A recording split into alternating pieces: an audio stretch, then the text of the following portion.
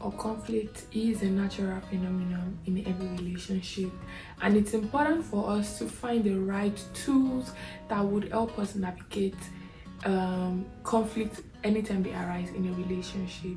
And luckily for you, in this video I am going to be sharing with you some of the tools that I believe would be helpful in resolving conflict. Long distance adds another layer of difficulty in resolving conflict because you are not in the same place with your partner. Most of the time you're having your conversations over the phone, and because maybe you're not able to see them or read their body language, you tend to misinterpret some of the things that they've done. However, I will go straight into some of the things that can help in resolving conflict in a relationship, and the first one is communication. I feel like if I get $1 for every time I say communication in my relationship videos, I might as well just be a billionaire by now, because what is a relationship without communication? You have to be open with your partner to let them know if they are upset you. And one of the myths that I did not tackle in my last video is that your partner should be able to read your mind. Honestly, nobody can read your mind. They are not the Holy Spirit.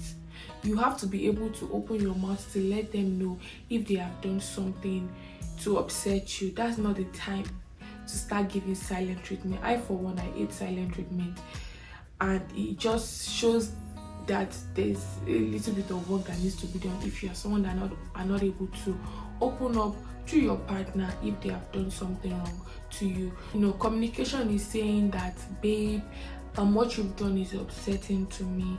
However, I need some time to be able to process it, and then we can have a conversation about the situation. Okay, you're saying, babe, I didn't like how you said those words to me.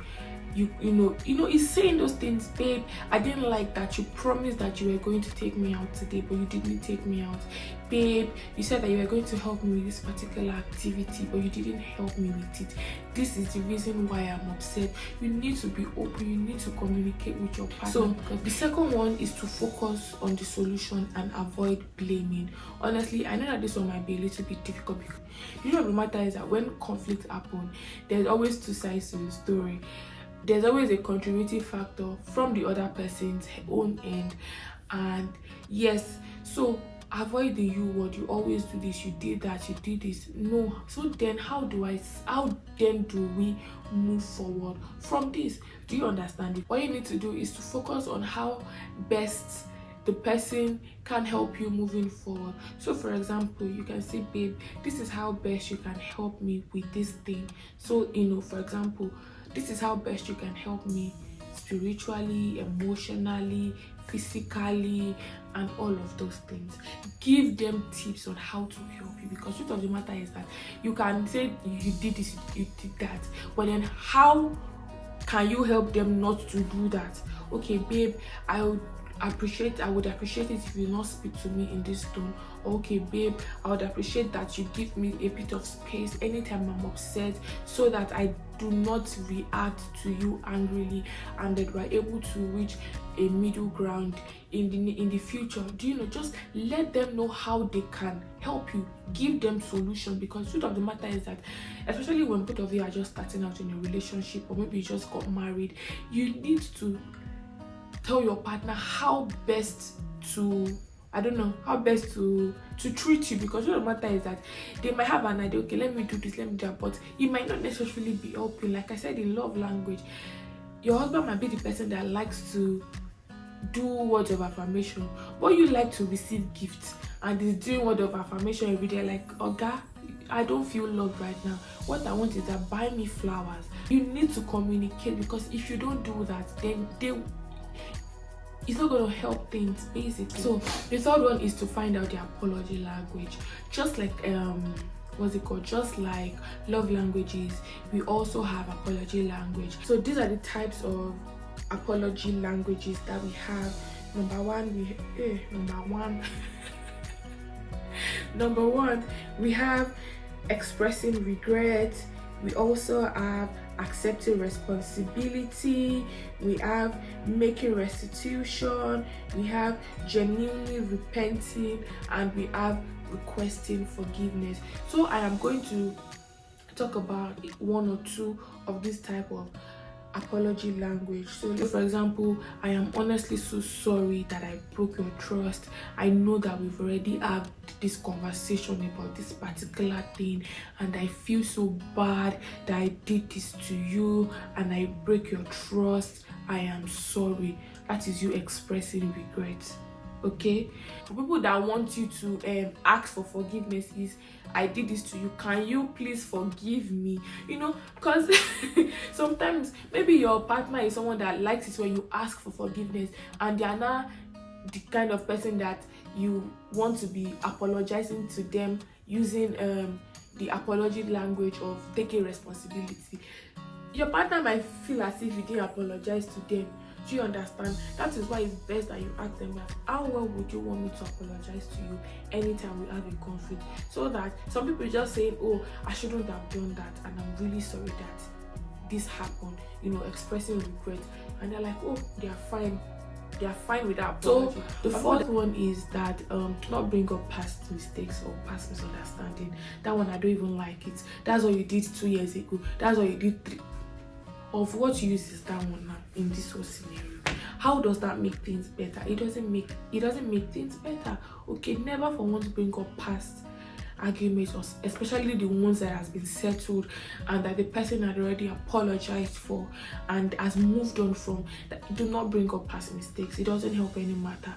In fact, it makes things worse, in my own opinion. Okay, the fifth one is to give yourself timeline, and also to have times where you can review and have conversations on how well you are doing in handling conflict in your relationship. Truth of the matter is that, like I said, your partner is completely different from you, and there are certain things or behaviors that you might not necessarily like, and you've been trying to tell them to work on, and it's not going to happen like at you know, you just flipping your fingers and everything.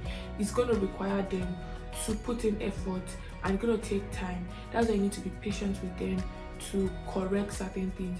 For example, this is not even my relationship, this is with my friend. One of my friends doesn't like it when you call her certain things, and it's not even a bad word or anything, but there are times where I mistakenly use those words with her, and she's like, immediately I say, I'm like, oh my god, babe, I'm so sorry, I honestly genuinely forgot.